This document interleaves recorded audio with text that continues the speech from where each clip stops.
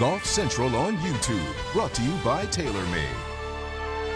This one of those days where the post round was as anticipated as the round itself, because you knew the players were going to be asked about an issue bigger than any game. Again, it is racial injustice in the wake of the police shooting of Jacob Blake in Wisconsin, prompting a work stoppage in the NBA, and that rippled across other sports. The PGA Tour released a statement this morning pledging solidarity with the other leagues. Here's reaction not long ago from Olympia Fields and the BMW Championship.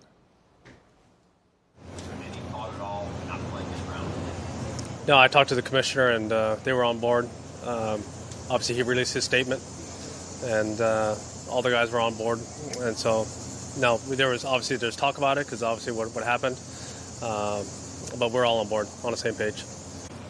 Anyone that's willing to have the uncomfortable conversation about systemic racism and just that in general in our country, I think is a healthy thing for all of us.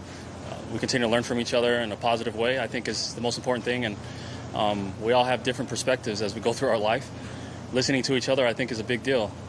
So they took a stand for what they feel like is the right thing. And as a society, I think it's our responsibility to just listen and pay attention to what's going on around us. And if we're willing to have those uncomfortable conversations, I think our country can continue to move forward. Was there any thought by you today to not playing? No, it didn't really cross my mind. But I understood the magnitude of what the NBA was doing and what they were boycotting for, and I know the PGA Tour is in full support of that.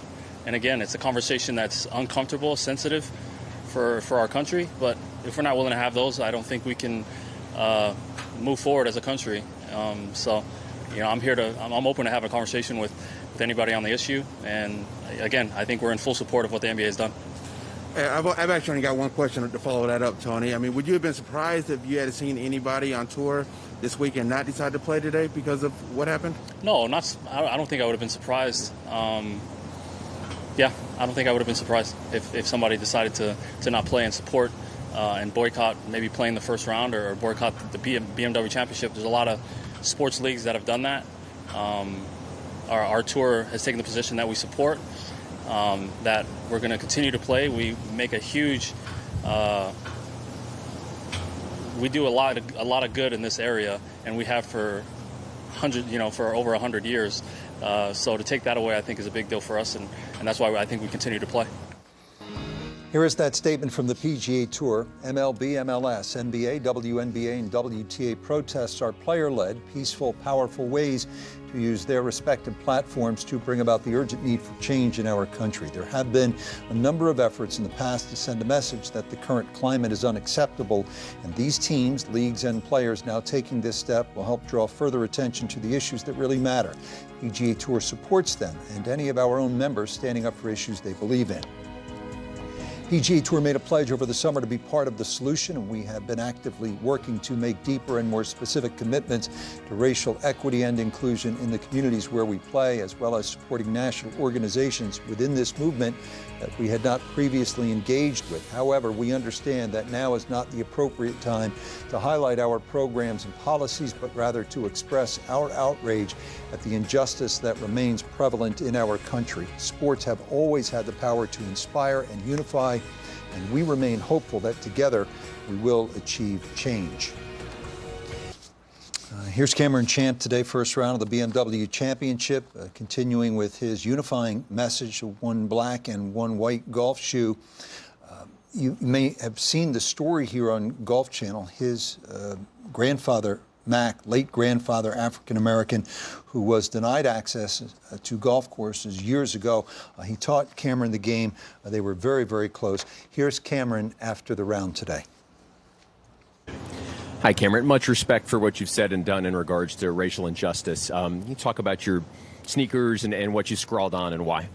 Well, I have Papa Champ on my sneakers, Black Lives Matter and Breonna Taylor. So obviously those are, some very important reasons why it's on my shoes. For one, my grandfather, who, if anyone knows my story, he grew up in the South. Jim Crow, all those eras through the 60s, 70s, and 80s, and obviously Breonna Taylor, which is another ongoing issue. So, for me, again, that's kind of where I stand with it. Just want to show my love and support, and obviously with my hat as well. So, some people have perhaps twisted Black Lives Matter to mean something else. How do you view the movement?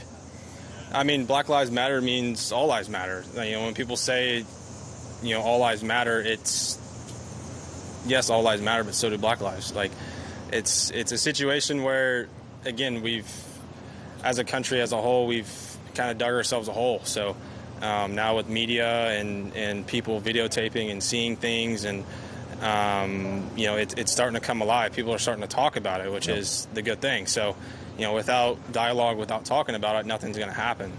And so I think it's a decent start, but obviously there's still a lot of stuff going on that, quite frankly, should not be happening at all. And even with Jacob Blake, it's the same thing. I get criticized for doing something, but then when you look at the facts, he's still a human being.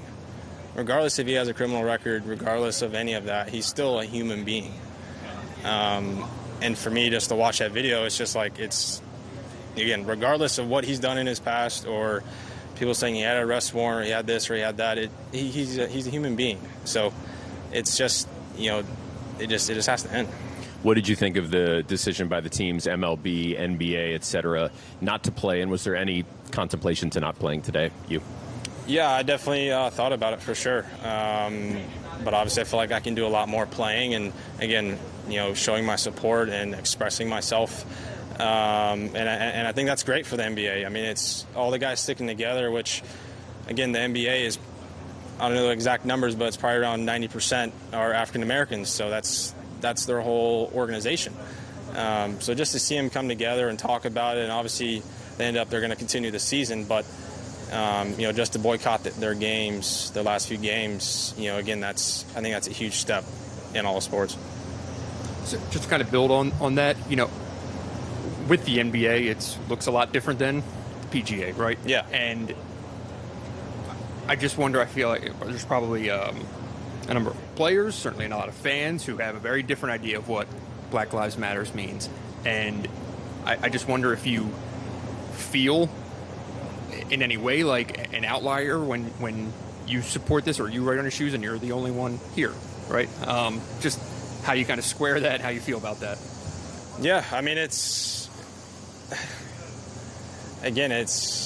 I do to a sense. I mean, like I said, it's a situation where, like, again, that video I did yesterday, and I've been told what some people have said. I'm just like, that's just, if you don't understand the full view of everything and realize what's going on and realize the statistics, with massive incarceration to law and order to war on drugs to, statistically speaking, there's, I think 12% of the U.S.'s population is African American, which makes up 33% of the incarcerations, versus 62 or 63% Caucasian, and it makes up 30%.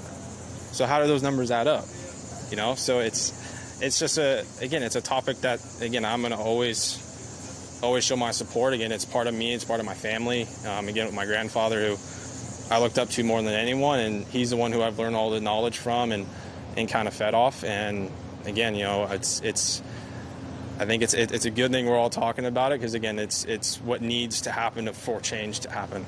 And in respect to what happened in the other leagues, when you got in today, in the locker room, whatever it might be, or just talking with guys, like, how much chatter was there about it?